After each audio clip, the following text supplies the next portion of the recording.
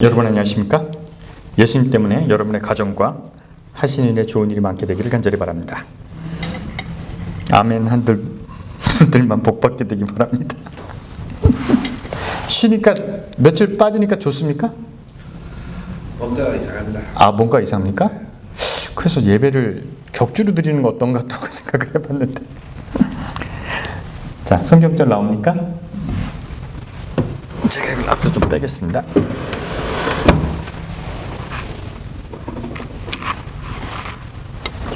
다 같이 성경절 읽겠습니다. 시작. 내가 또 말하노니, 같이 읽어볼까요? 시작. 내가 또 말하노니 욥을 이을 자가 모든 것의 주인이 어렸을 동안에는 종과 다름이 없어서. 제 아들이 둘이 있습니다. 근데 우리 아들들이 초등학교 1, 2학년 때, 저는 LA에서 방송을 했기 때문에 애들이 방학이 되면 애들을 데리고 LA로 왔었어야 돼요. 그래서 애들을 보면서 방송을 준비했는데, 하루는 우리 애들과 함께 한남체인에서 감자깡을 사서 그 주차장 구석에서 먹고 있었어요. 그래서 감자깡을 먹고 있는데 어떤 아주머니가 우리에게 오는 겁니다. 그리고 그 아주머니가 우리 애들에게 말을 걸었어요. 얘들아, 니네는 구원을 받았니? 우리 애들이 구원이 뭔지를 모르겠죠. 저도 지금 구원이 뭔지 모릅니다. 그런데 그분이 그렇게 질문하니까 우리 아들이요, 아니요 그랬어요. 그럼 아주머니 따라할래? 눈 감고 한번 따라해봐. 그래서 손을 모으고 기도를 했습니다. 자, 조금 올려보세요. 이런 걸 하죠. 영접 기도 여러분 해보셨습니까? 여러분, 제가 구원받게 해드릴게요. 이걸 잘 따라하시면 구원받을 수 있습니다. 한번 제가 하면 같이 읽어볼까요? 그냥 시작. 하나님 아버지, 저는 죄인입니다. 진정으로 저의 죄를 애통해 합니다. 저는 저의 죄로부터 돌아설 것입니다. 저는 그리스도 예수를 구원자로서 받아들이겠습니다. 이 순간부터 그를 저의 주님으로 고백합니다. 저는 그분의 공동체인 교회 안에서 그분을 따르며 봉사하겠습니다. 예수님 이름으로 기도합니다. 아멘. 이것을 영접 기도라고 합니다. 그래서 이 영접 기도를 우리 애들이 따라했습니다. 그러니까 그 아주머니가 저에게 아버님 되시지요? 그러더라고요. 그래서 예, 아버지입니다. 그랬더니 오늘을 꼭 기억하십시오. 오늘 두 아드님이 구원받은 날입니다. 그러더라고요. 그래서 그날 우리 애들은 구원을 받았습니다.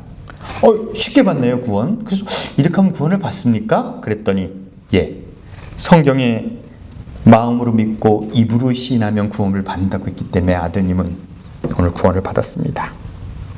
그래서 우리 아이들은 20년 전에 구원을 받았어요. 저만 못 받은 것 같아요. 이렇게 구원을 받을 수 있습니까? 입으로 시인하고 마음으로 믿으면 구원을 받는 겁니까?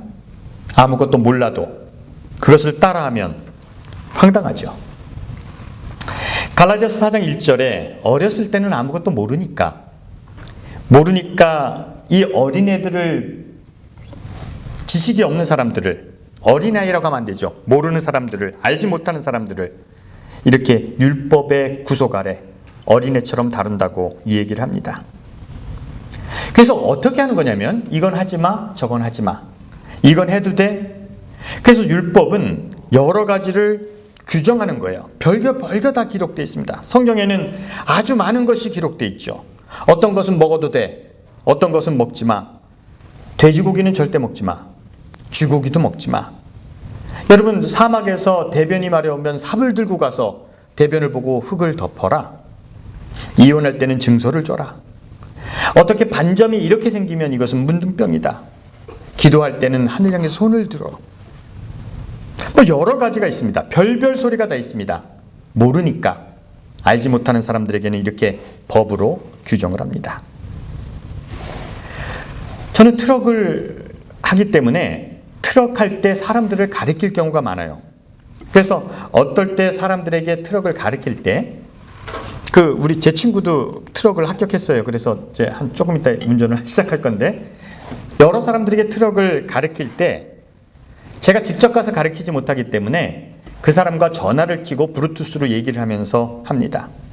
근데 제가 가르쳐 본 사람 중에 진짜 못된 사람이 하나 있었어요. 정말 싸가지도 없고 말도 안 듣고 자존심이 강한 친구가 있었어요. 그래서 어려울 때마다 전화를 합니다. 그래서 그 친구가 한국에 들어갔는데 어떤 방법을 모르는 거예요. 어디 할 줄 모르는 거예요. 그래서 저한테 전화를 했습니다. 그래서 그 친구가 어디 있는지를 알아야지 가르쳐 줄 거 아니에요. 자, 그럼 너 눈앞에 보이는 게 뭐냐? 배가 보인다. 그래, 그럼 오른쪽에 뭐가 있냐? 그랬더니 컨테이너가 쌓여있다. 아, 그러면 왼쪽에 철길이 있지? 그랬더니 맞대요. 그래, 그럼 내 말대로 해. 생각하지 마. 내가 하라는 대로 해. 네가 오른쪽으로 약간 돌면서 왼쪽으로 꺾으면서 철길을 지나면 한 블럭이 나올 거야. 첫 번째 스탑, 두 번째 스탑을 지나서 오른쪽으로 꺾으면 거기에 차들이 줄이 서 있을 거야. 그럼 그 줄을 따라가. 그랬어요. 근데 따라가려고 하니까 줄이 너무 길어. 그래서 그 친구가 다른 방법이 없니? 그래서 없어. 너는 그 줄을 따라가야 돼. 브루투스를 킨 상태이기 때문에 걔가 무슨 일을 하는지 내가 알아요. 그러니까 다른 운전사한테 물어보는 거예요.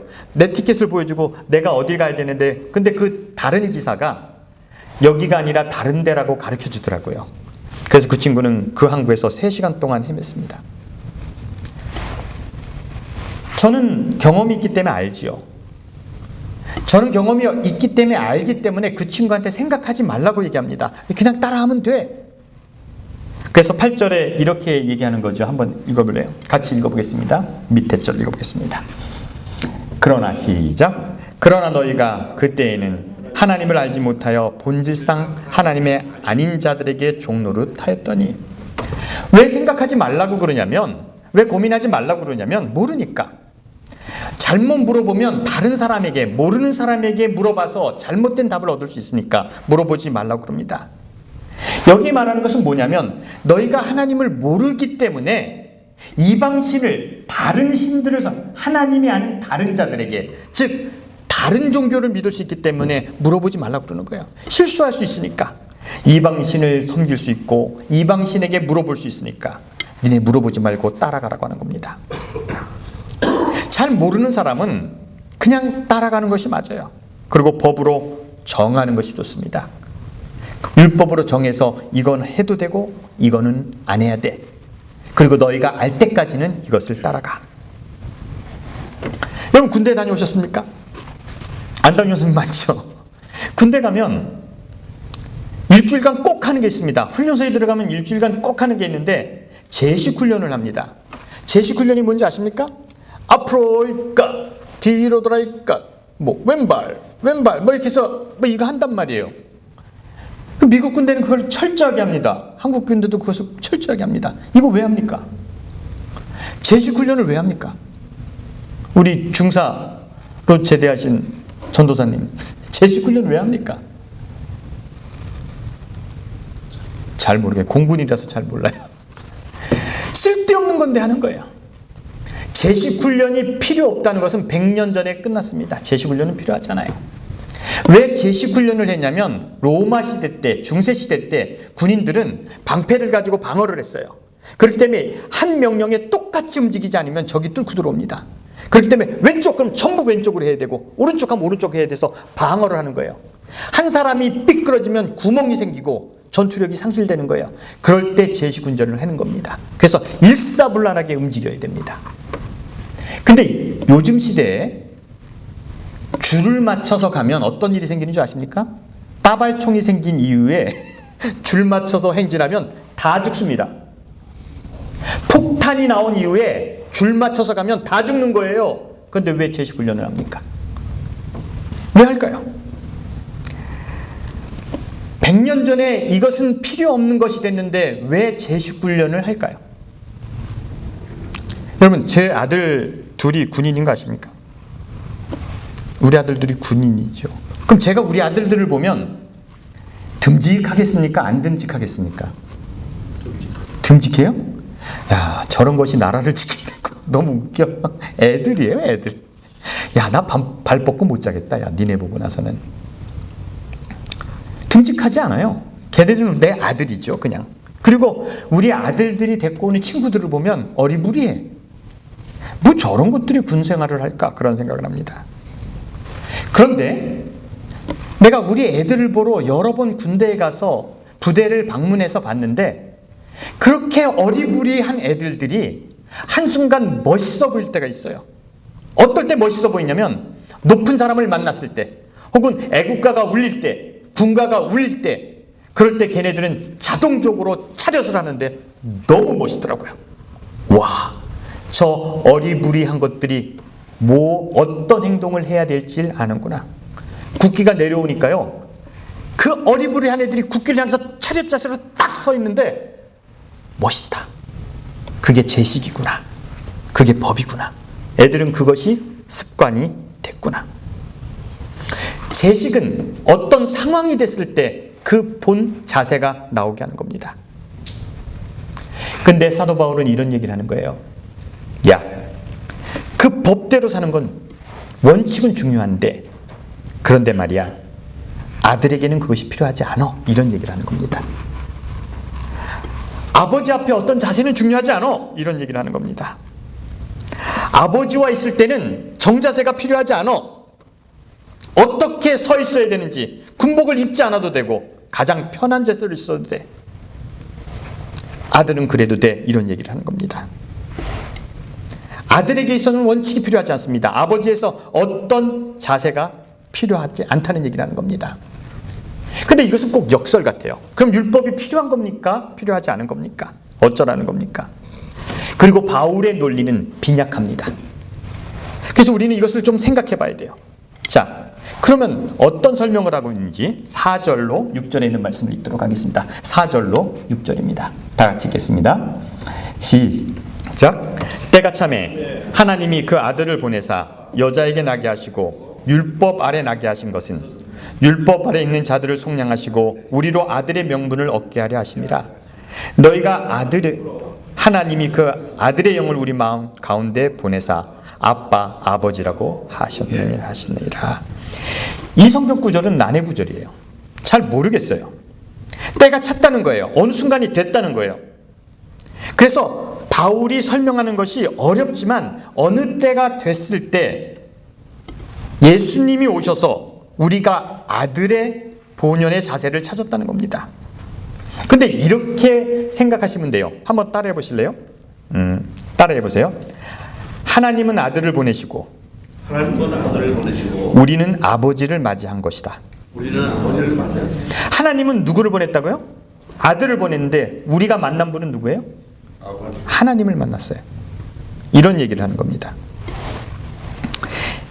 여러분, 훈련이 끝나면, 제식 훈련이 끝나면 사단장이 오고 사단장 앞에서 이제 제식 훈련한 것을 보여주는 거죠.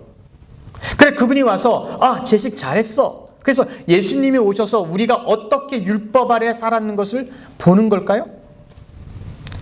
그래서 긴장하고 제사장 앞에 서는 걸까요? 한번 생각해 보세요. 저는 여러분들에게 한 가지 질문을 할 겁니다. 지금 아주 되게 중요한 질문을 할 겁니다. 여러분들은 이렇게 많이 안 오지만 유튜브로 보는 분들이 꽤 많아요. 막 100몇 분씩 돼요. 그래서 제가 하는 거예요. 여러분 봐서는 별로 하고 싶지 않은데 하는 거예요, 그냥. 근데 그 유튜브 보시고 어떤 분이 저에게 전화를 줬어요. 자, 여러분이 저의 입장에서 어떻게 대답을 하실지 한번 보세요. 한번 해보세요. 저한테 목사님이 갈라디아서를 설명하면서 예수님 얘기를 여러 번 하는데 목사님의 설교를 들으면 헷갈린다는 거예요. 예수님에 대해서 모르겠다는 거예요. 목사님이 설교하실 때 어떻게 설교하냐면 예수님은 유대 율법을 지키지 말라고 하셨다고, 그렇죠? 그걸 깨버리셨다고. 예수님이 돌아가실 때 십자가의 성소의 휘장이 갈라지고 제사 제도가 없어졌다고 말씀하셨기 때문에 예수님은 그런 제도를 없애버리신 분이라고 설교하셨죠. 그랬죠. 근데 얼마 전에 설교에는 목사님이 예수님이 문둥병자들을 고치시고 나서 성소에 가서 모세의 율례대로 행하라고 했다는 거예요. 그죠? 기억나십니까? 그러면 염소 2마리를 잡고 양 2마리를 잡고 제사장의 그 일을 하라고 했다는 거죠. 예수님이 그렇게 했다는 거죠. 어떤 거는 깨버렸다고 그러고 어떤 거는 하라고 그랬다는 겁니다. 그러면 말이 틀리지 않습니까? 어떻게 해야 됩니까? 라는 질문을 받았어요. 우리 키타 뭐라고 대답할 겁니까? 예수님은 이런 얘기도 하고 예수님은 이런 얘기를 했어요. 전혀 상반된 얘기를 했어요. 그럼 어떤 걸 따라가야 됩니까? 완성을 하셨으나 어. 때에 따라서 필요할 때는 아, 해야 되는. 비열한. 역시 목사님 아들이야. 그렇게밖에 대답할 수 없나요? 어떻게 대답해야 됩니까? 이 얘기가 있고 이 얘기가 있어요. 깨버린 것 같아요. 그러나 하라고 그랬어요. 그럼 어떻게 해야 합니까? 라고 질문할 때 여러분 어떻게 대답해야 됩니까? 하도 장로님만 뭐라고 한다고 그래서 내가 기타로 옮겼어요. 어떻게 해야 돼요? 저는 그 설명을 못하겠는데요. 네. 목사님 정도 되면 네. 제가요. 예, 목사님이라면. 목사님이라면 예. 그 사건이 두 개가 다르다. 다른 것 같아요.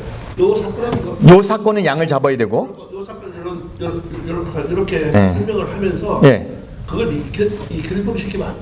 결부시 시켜서 실부를 하는 것은 잘못됐다고. 잘못됐다고 생각. 아, 불만 있어요. 사모님 불만 있어요. 지금 막 입이 얘기하세요. 뭐 불만이에요? 남편 얘기하는 거예요. 예? 그러면 이렇게 해야죠. 그걸 불구하려면 요런 죄는 양을 잡아야 되고, 그죠? 요런 죄는 양을 안 잡아도 된다는 얘기가 된단 말이죠. 그 얘기 아니시라고. 보다도 예. 제가 볼 때는 네. 이제 완성은 하셨지만 네. 그 모세 율례를 전혀 모르는 네. 개념이 없는 사람들에게 네. 그 원래 내려왔던 전통을 예. 이제, 가르쳐라. 알려주기 위해서 예. 때에 따라서는 하고 예, 양을 잡고 때에 따라서 양을 잡고. 예. 자, 우리 뒤에 피아노 집사님이 기분이 나빴어요. 얘기해 보세요. 자, 말씀하세요. 시기인 것 같아요. 시기. 시기? 예. 예수님은 같은 시기에 얘기했는데. 아니 그게 언제 먼저 생겼는지 언제. 아, 그러니까 예수님이 오기 전에는 양을 잡고. 저는 잘 모르겠는데 네, 그냥 메시지가 네. 너희들 지혜롭게 좀 살아라. 역시 마음에 들어. 아니, 뭐 흐름은 그걸 것 같아요. 자, 마태복음 18장을 보도록 하겠습니다. 마태복음 18장입니다. 마태복음 18장은 예수님께서 아주 중요하게 설교를 하신 부분이에요. 우리가 이 얘기를 다 압니다. 한번 읽어보도록 하겠습니다. 21절입니다. 18장 21절. 다 같이 읽겠습니다. 시작. 그때 베드로가 나와 이르되 주여, 형제가 내게 죄를 범하면 몇 번이나 용서해 주리까? 7번까지일까? 22절입니다. 시작. 예수께서 이르시되 내가 내게 7번이 아니라 7번에 1번까지 할지니라. 그랬단 말이에요. 이 얘기는 즉시 뭐냐면 용서는 끝까지 하라는 거죠. 여러분 끝까지 용서하시기 바랍니다. 저는 못합니다. 여러분 제가 설교했다고 너 그렇게 살아라라고 하지 마세요. 저는 그냥 설교를 하는 거지 그렇게 살 생각이 별로 없습니다. 저는 원수를 사랑하고 싶은 마음이 별로 없어요. 그러니까 나보고 그렇게 얘기하지 마세요. 난 원수는 싫어요. 원수 아닌 사람도 싫은데 무슨 원수를 좋아해. 난 그거 안 돼. 그러니까 하여튼 그렇게 얘기하셨다고요. 몇 번까지 용서해야 됩니까? 라고 했을 때 끝까지 용서하라고 얘기하신 거죠. 이건 77, 49, 490번이 아니에요. 이건 끝까지 용서하라는 얘기예요. 그래서 우리는 용서를 해야 합니다. 맞아요. 종교는 그렇게 가르쳐야죠. 용서를 해야 되는데 이 말씀의 시작을 한번 볼까요? 18장 1절에 이 말씀이 어떻게 시작됐는지 시작점이 있을 거예요. 근데 여기 한번 보세요. 그때라고 그랬잖아요. 21절에 그때. 그때가 언젠지를 찾아볼게요. 그때가 언제면 18장 1절입니다. 좀 올려보세요. 18장 1절. 다 같이 읽어보겠습니다. 시작. 그때 제자들이 예수께 나와 이르되 천국에서는 누가 크니까? 예수께서 한 어린아이를 불러 그 가운데 세우시고. 요때. 언제냐면 예수님이 제자들과 있을 때 제자들이 예수님에게 천국에는 누가 제일 큽니까? 그랬더니 예수님이 어린아이를 불렀어요. 그리고 여기에 세웠다고 그랬지만 우리가 성화에서는 무릎에 앉히시고 얘기했다고 하죠. 그래서 아이를 불러놓고 이렇게 얘기했어요. 그리고 예수님은 여러 가지 얘기를 하셨죠. 뭐냐면 이 어린아이처럼 돼야 된다. 그리고 이 어린아이 하나를 실족해 하는 자는 지옥에 갈 것이다. 그래서 어린 사람, 약한 사람도 존중해라는 얘기를 합니다. 그렇죠? 이 얘기를 하는 와중에 용서는 70번에 7번을 하라는 얘기를 했어요. 그래서 이 얘기를 하셨기 때문에 우리는 약한 자를 존중해야 되죠. 그리고 용서는 원수를 용서해도 끝까지 해야 되는 거죠. 우리는 한바탕면 이 말을 듣고 원수도 사랑할 뻔했어요. 전 원수는 싫은데. 이 말씀은 우리가 나에게 잘못하는 사람을 용서하는데 한없이 하게 하고 불쌍한 자를 이해하는데 정말 실족하지 않게 해야 된다는 얘기 같아요. 그런데 이 18장 시작 부분과 뒷부분을 제가 읽어드렸는데 그 중간에 어마무지한 얘기가 있습니다. 여러분들은 좋은 얘기 두 개 사이에 어떤 얘기가 있는지 기억하지 않아요. 여러분들은 성경을 그렇게 봤기 때문에 좋은 얘기만 있다 생각하지만 정말 무서운 얘기가 있어요. 이 좋은 얘기 사이에. 한번 읽어보도록 하겠습니다. 읽어볼까요? 쭉 올려보세요. 요거를 다 읽어보겠습니다. 쭉 15절부터 읽겠습니다. 시작. 내 형제가 죄를 범하거든 가서 너와 그 사람만 상대하고 공고하여 만일 듣지 않으면 내 형제를 얻을 것이요. 이 얘기를 하는 겁니다. 자, 무슨 얘기가 여기 있냐면 어떤 얘기가 있어요. 김 집사님이 잘못을 했어요. 김 집사님이 잘못을 했는데 어떤 죄를 졌는데 제가 그 죄를 알게 됐어요. 그래서 그 저 집사님한테 가서 뭐라고 해야 되냐면 집사님 그것은 죄입니다. 회개하십시오. 그랬더니 저 집사님이 어떻게 합니까? 목사님 잘못했습니다. 그럴 사람이 아니잖아요. 뭘 잘못했는데 그게 뭘 죄야? 어쩌라고? 이렇게 나오셨단 말이에요. 그럼 제가 저 집사님을 어떻게 해야 되는 줄 알아요? 그래요? 알겠습니다. 교회 와서 장로님, 집사님, 저 집사님이 죄를 졌으니까 우리가 가서 다시 한번 물어볼 거예요. 다시 한번 물어봤을 때 저 집사님이 또 자기가 죄를 안 졌다 그러면 두 분은 뭐가 돼주셔야 돼요? 증인이 돼주세요. 16절 읽겠습니다. 시작. 만일 듣지 않거든 한두 사람을 데리고 가서 두세 증인의 입으로 말마다 확증하게 하라. 자, 그래서 저 집사님이 그따구로 생각하는 것을 증인이 되세요. 아시겠죠? 그리고 갔어요. 집사님 아직도 생각이 바뀌지 않으셨습니까? 그랬더니 집사님이 내가 미쳤어? 나 그렇게 안 해.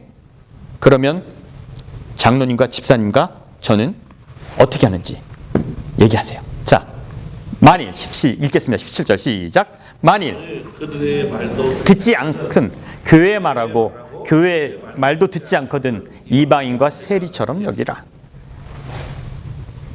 어떻게 하라는 건지 아십니까? 교회에서 공포하는 겁니다. 여러분 집중하십시오. 저 집사님은 죄를 졌는데 회개하지 않기 때문에 이 교회에서 출교시키겠습니다. 그리고 여러분들은 저 집사님을 어떻게 여기면 됩니까? 이방인과 세리처럼 여기면 됩니다. 이런 얘기가 그 사이에 있습니다. 몰랐어요?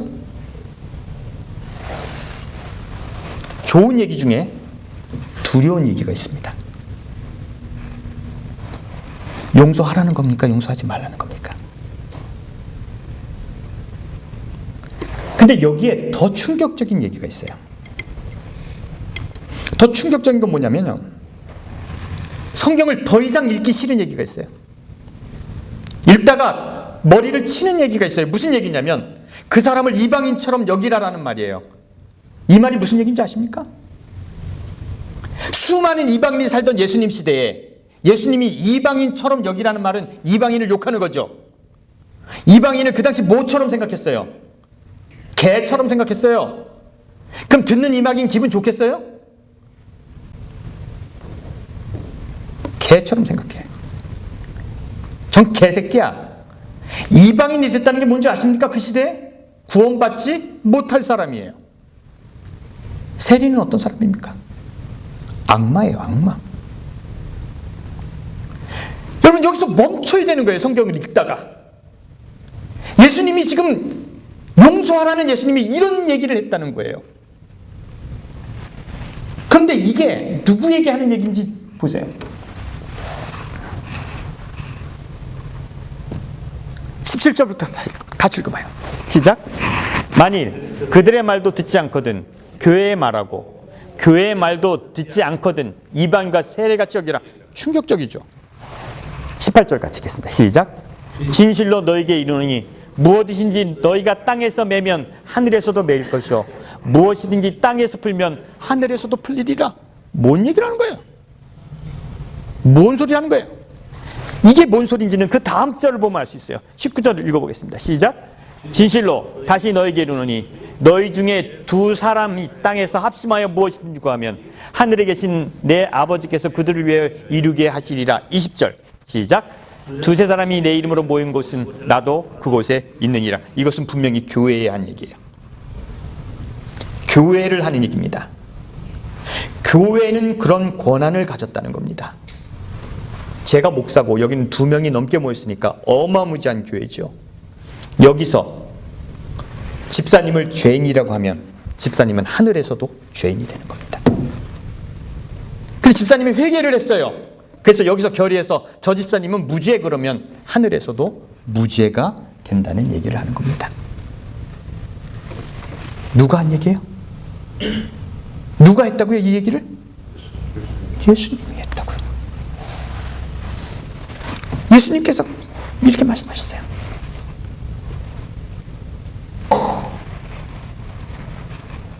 그런 자는 개라고 생각하는 사람들에게 유대인과 똑같은 생각으로 개라고 말씀하시는 거예요. 이방인은 개라고 말씀하시는 거예요. 세리는 악마라고 생각하는 그 사람들에게 교회 말을 어기는 사람은 악마라고 얘기하는 거예요. 그 대신 니들이 용서하면 하늘도 용서한다. 이런 말씀을 예수님이 하셨다고요. 어떻게 해야 됩니까? 용서를 70번에 70번을 해야 되는 겁니까? 아니면 한 번 말 안 들으면 가서 증인 잡아서 내쫓아야 되는 겁니까? 어떻게 해야 됩니까? 뭘 어떻게 해야 돼요? 내가 목사고 안수받은 목사고 여러분이 교회의 구성원인데 여러분이 여기서 매면 하늘에서도 매이고 여기서 풀어주면 하늘에서도 풀려준다는 얘기가 이치적으로 이해가 됩니까? 진실로 다시 너에게 이르노니 너희 중에 두 사람이 땅에서 합심하여 무엇이든지 구하면 하늘에 계신 내 아버지가 그들을 위해 이루시리라. 그리고 너희가 풀어주면 내가 풀어주리라. 무엇을 위한 말씀이죠? 제가 여기다 젠장 그랬어요. 젠장. 뭘 어떻게 하는 거야? 성경을 보면서 예수님이 한 말씀을 공부하는 사람은 어떻게 하는 겁니까? 어린아이를 실족하게 하면 천국에 못 간다며요. 용서를 무한대로 해야 된다며요. 그런데 교회는 용서하지 않아도 됩니다. 교회는 그 사람을 이방인처럼 여겨도 됩니다.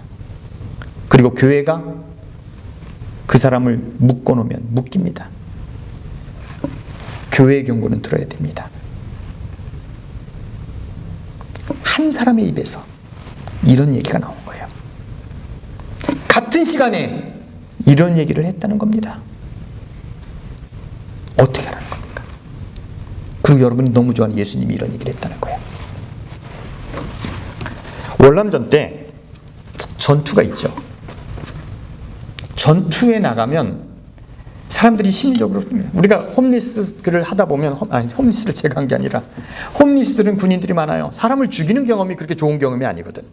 그래서 미치게 하거든요. 그래서 그 사람들이 마음의 안정을 얻게 하기 위해서 군종이 필요합니다. 그러면 군종 중에는 신부도 있고요. 목사도 있습니다. 한국에는 스님도 있습니다. 요즘은 이슬람 군종도 있어요. 미군에는. 그래서 뭔가를 죄책감을 느낄 때 교회에 가서 푸는 거예요. 근데 천주교회는 이제 그런 거죠. 천주교 신도가 전쟁에 나갔는데 이렇게 합니다. 고해성사를 합니다. 신부님, 제가 어느 마을을 들어갔다가 어떤 예쁜 여자를 만나서 성폭력을 했습니다. 어떻게 하면 좋습니까? 고해성사 시간이에요. 신부님이 얘기합니다. 그거 하나님이 싫어하시는 겁니다. 형제님은 회개하셔야 됩니다. 이제부터 한 달간 매일 저녁에 주기도문을 10번씩 외우고 주무시기 바랍니다. 이렇게 용서를 받는 거예요. 고해성사라는 게 이런 거예요. 그런데 신부가 고해성사 안 받아주는 게 있어요. 어떤 거는 고해성사 안 받을까요? 사람 죽인 거는 고해성사 안 받습니다. 군인이 사람 죽이려고 군대에서 사람 안 죽이면 어떻게 돼? 사람을 죽여야 될 거 아니야. 그거를 다 죄책감을 느끼면 세상에 어떻게 군대가 운영됩니까? 폭탄을 떨어뜨린 사람이 10명이 죽었는데 그걸 다 회개하면 전쟁이 이루어집니까? 천주교에서 전쟁터에서 살인은 고해성사를 받지 않습니다. 왜요? 강간은 죄지만, 훔친 거는 죄지만 살인은 죄가 아니에요. 죄라고 정의하면 전쟁이 일어나지 않아요.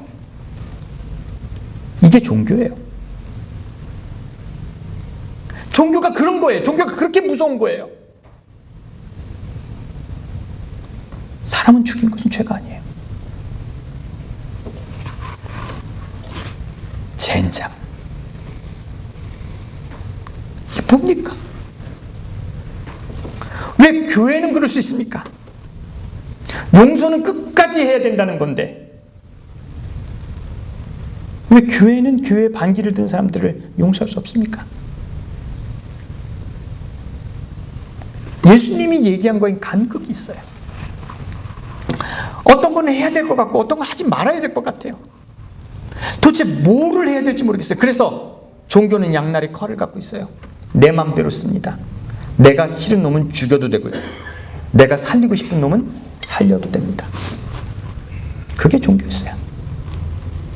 여러분들은 그런 종교에 소속되어 있었어요. 그걸 또 믿었어요. 어떨 땐 너무 무자비해서 칼을 들고 여리고성에 사는 모든 사람을 죽일 수도 있고, 그리고 어떨 때는 강도 만난 사람들에게 내 옷을 벗어줄 수도 있어요. 어떤 길을 선택하겠습니까? 다 하나님의 명령인데, 다 예수님이 하라고 했는데 우리는 어떻게 해야 합니까? 모르겠어요. 6절 보도록 하겠습니다. 6절이 밑에 있나 위에 있나 한번 보겠습니다. 갈라디아 4장 6절 같이 읽겠습니다. 같이 읽겠습니다. 시작. 너희가 아들이므로 하나님이 그 영을 그 마음 가운데 보내사 아빠, 아버지라 부르게 하셨느니라. 사도 바울이 이런 설명을 합니다. 여러분 베리칩에 대해서 들어보셨어요? 베리칩? 베리칩을 여러분 몸속에 넣으면 짐승기표를 받는다 그러잖아요. 그 말 믿으십니까? 여러분 몸에 베리칩을 넣어서 여러분이 지배당하면 짐승기표를 받는 겁니까? 말 같지도 않은 얘기죠. 내 몸에 뭐가 들어가서 그게 나를 조종해서 내가 죄를 지면 내가 죄를 짓는 겁니까? 그 베리칩이 죄를 짓는 겁니까? 아니죠. 내 의지가 없이 죄를 지면 내가 죄를 짓는 겁니까? 마찬가지로 하나님의 영이 내 안에 들어와서 내가 변화되면 내가 변화된 겁니까? 그 영이 변화된 겁니까? 무엇인가 나를 강제해서 내가 의로워지면 진짜 의로워지는 겁니까? 만약에 사단이 나를 유혹해서 내가 죄를 졌어요. 그래서 지옥에 갔어요. 그래서 영원히 살아서 내가 지옥불에 타고 있어요. 그럼 나는 끝까지 하나님의 불의를 증명할 겁니다. 하나님 불의합니다. 내가 한 게 아니잖아요. 사단이 나를 유혹한 거잖아요. 그래서 나는 하나님의 불의를 외칠 거예요. 영원토록.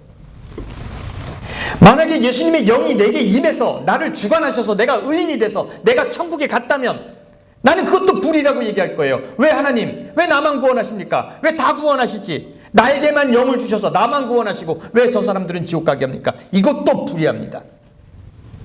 그 어떤 것도 나를 강제하면 안 됩니다. 그래서 예수님의 영이 내 속에 들어오든 어쨌든 그건 나를 변화시킬 수 없어요.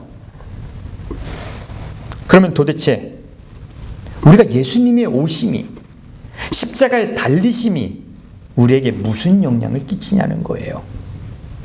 무엇이 나를 바뀌게 할 수 있냐는 겁니다. 중요한 거예요. 그건 예수님이 어떻게 사셨냐는 거예요. 예수님이 율법 앞에 어떤 태도로 사셨냐는 거예요. 예수님이 종교 앞에 어떤 자세였는지를 보는 거예요. 그리고 예수님의 태도와 예수님이 하신 일을 보고 예수님이 어떻게 말씀하셨는지 유추해 보는 거예요. 예수님의 삶을 보는 거예요. 우리가 보고 우리가 고민하고 성경에서 읽어보고 예수님은 어떤 분이신가. 그래서요, 여러분 되게 이상한 얘기 할 테니까 한번 따라해 보실래요? 한번 따라해 보세요. 이 말이 얼마나 이상한 얘기인데 한번 따라해 보세요. 우리는, 크게 따라 하실래요? 우리는 예수님이 했다고 한 이야기 속에서 예수님이 했다고 하는 이야기 속에서 예수님의 이야기를 찾아야 된다. 예수님의 이야기를 찾아야 돼요. 뭔 말인지 아시겠어요? 찾지 않으면 예수님의 이름으로 모든 사람을 죽일 수 있습니다. 예수님의 이름으로 모든 사람을 정죄할 수 있습니다. 예수님 말씀을 순종함으로 세상을 멸망시킬 수도 있습니다. 여러분이 예수님이 했다는 얘기 속에서 예수님을 찾아야 돼요. 그걸 찾으려면 어떻게 해야 되는 줄 아십니까? 알아야 돼요. 예수님이 사신 삶을 알아야 돼요. 예수님 말씀을 연구해야 돼요. 공부해야 돼요. 그렇지 않으면 여러분들은 예수님의 말 속에서 세상을 멸망시킬 겁니다. 친구를 정죄하고 그 사람을 정죄하고 그 사람을 죽일 거예요. 율법의 목적이 구원이라면, 그 율법의 목적이 인간이 행복한 거라면, 하나님이 주신 율법 그 목적이 인간들이 행복하게 사는 것이라면, 그 율법 앞에 예수님의 태도가 어쨌는지, 종교 앞에 예수님의 태도가 어쨌는지 알아야 되는 거예요. 그래서 예수님을 따라가는 거예요. 그리고 예수님은 그것을 보이기 위해서 이 땅에 오셨다는 거예요. 그것을 보고 우리가 어떻게 사람을 대해야 되는지 알아야 된다는 거죠. 구분할 수 있어야 된다는 거죠. 예수님이라면 절대로 그런 얘기를 안 하셨을 거야. 예수님이 하셨다는 얘기인데 그건 그렇지 않아. 그때 우리는 알게 되는 거예요. 아, 예수님이 아버지를 우리에게 보이셨구나. 그래서 그때 우리는 6절 읽을까요? 같이 한번 읽어보겠습니다. 시작. 너희가 아들임으로 하나님이 그 아들의 영을 우리 마음의 가운데 보내사 아빠 아버지라 부르게 하셨느니라. 아, 그런 거구나. 예수님의 삶을 통해서, 예수님의 말씀을 통해서, 여러분 공부하지 않고는 안 돼요. 연구하지 않고는 안 돼요. 그렇게 해서 예수님의 삶을 보는 거죠. 그래서 우리는 예수님을 찬양하는 게 아니라 그때 아, 우리 아버지시구나, 아빠구나, 내 안에 설명되는 거죠. 강제하는 것이 아닙니다. 하나님의 영은 우리를 강제하지 않습니다. 하나님의 영이 우리 가운데 임하셔도 여러분 변화되지 않습니다. 여러분, 예수님의 삶, 예수님이 어떤 삶을 사셨는지가 그것을 보고 우리가 깨달을 때 우리는 말이에요, 변화된 삶을 살 수 있는 거예요. 저에게는 아들이 둘이 있습니다. 한 아들은 전화를 하면 이렇게 합니다. 제가 전화를 하면 아빠! 이럽니다. 한 아들은 아버지! 그럽니다. 어떤 아들이 더 사랑스러울까요? 걔는 어떻게 해서 그렇게 할 수 있을까요? 아빠가 그걸 좋아하는지 아는 거예요. 어떤 아들이 더 사랑해요? 그래서 율법이 우리를 얽매우고 있을 때 예수님께서 보이신 삶과 예수님의 말씀을 통해서 하나님을 그때 뭐라고 부른다고요? 아빠. 그럴 수 있는 게 그리스도 자세예요. 그렇게 할 수 있는 것은 유일합니다. 공부하세요. 고민하세요. 그리고 하나님이 어떤 분인지, 예수님이 아버지를 어떻게 보이기를 원하셨는지 공부하시고 그 예수님을 만나시고 하나님을 아빠라고 부르기를 간절히 바랍니다. 기도하겠습니다.